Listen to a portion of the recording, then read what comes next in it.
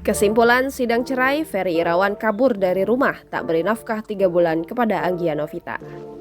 Sidang perceraian aktor Ferry Irawan dan Anggia Novita kembali digelar di Pengadilan Agama Jakarta Selatan pada Kamis 23 September 2021. Sidang tersebut beragendakan kesimpulan dari para saksi.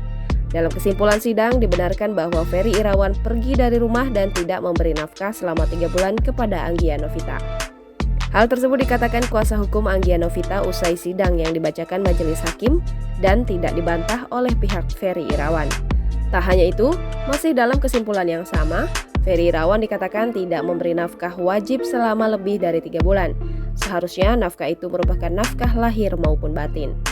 Bahkan menurut Yogi, kuasa hukum Ferry Irawan tak sama sekali membantah soal kesimpulan yang dibacakan majelis hakim. Seperti diberitakan sebelumnya, Anggia Novita tak menuntut soal hak asuh anak atau harta gana gini kepada Ferry Irawan. Dirinya hanya ingin berpisah dari suaminya itu. Hubungan rumah tangga keduanya akan ditentukan 2 pekan lagi pada 7 Oktober 2021. Jangan lupa subscribe, share, komen, dan like ya!